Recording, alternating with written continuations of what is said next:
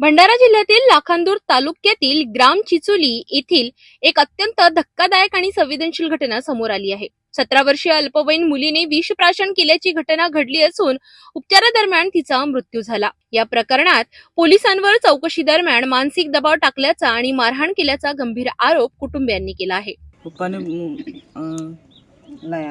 लाय आणलं खात होती बरं तर तो म्हणे चोरीचा आरोप आणलं मा बहिणीवर। बरं त्यानंतर मग पोलीस ठाण्यात नेला तिले लाखांदूरच्या। बरं नंतर तिला मारला मग अच्छा कोणी पोलीस वाल्याने। बरं त्याच्यानंतर घरी आले। अच्छा मारहाण केली तर तिच्या अंगावर काही काही असे म्हणजे जखमा वगैरे होते का? हो बरं त्याच्यानंतर मग तिकडे बसली होती तर दवाई खाल्लं मग।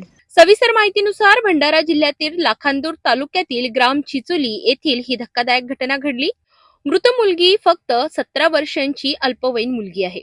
प्राप्त माहितीनुसार गावातील एका किराणा व्यावसायिकाने संबंधित मुलीवर तब्बल 25,000 रुपयांची चोरी केल्याचा आरोप करत लाखांदूर पोलीस ठाण्यात तक्रार दाखल केली होती। त्यानंतर पोलिसांनी मुलीला चौकशीसाठी ताब्यात घेतल्याची माहिती समोर येते। चौकशी दरम्यान तिने चोरीची कबुली दिल्याचा दावा केला जात असला तरी कुटुंबियांचा आरोप आहे की तिच्यावर मानसिक दबाव टाकण्यात आला आणि मारहाण करण्यात आली। माझ्या नातनीले मारमोंदाड केला बाबा कोणी पोलिसांनी पोलसाने फुटून गेलती बाबा। बरं मग घरी आली। किती वाजता आली?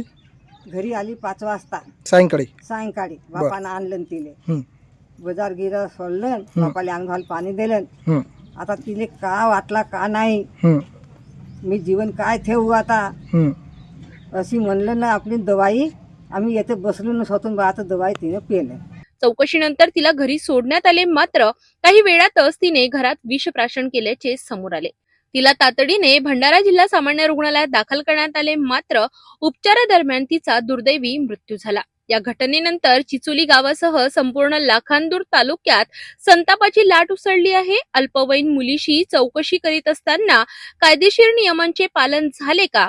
मानसिक दबाव टाकला गेला का?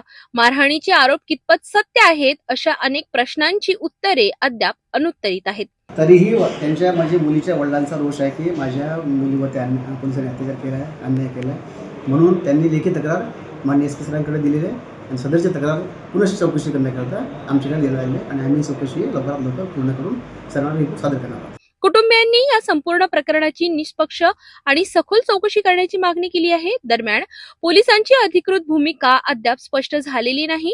या प्रकरणाचा तपास सुरू असून सत्य नेमके काय आहे हे चौकशीनंतरच स्पष्ट होणार आहे। ही घटना अत्यंत संवेदनशील असून अल्पवयीन मुलीच्या मृत्यूमुळे परिसरात तीव्र भावना व्यक्त होत आहेत। सत्य काय आहे हे तपासातून समोर येईलच, मात्र या प्रकरणाचा पारदर्शक आणि निष्पक्ष चौकशी होणे अत्यंत गरजेचे आहे असे परिसरातून बोलले जाते।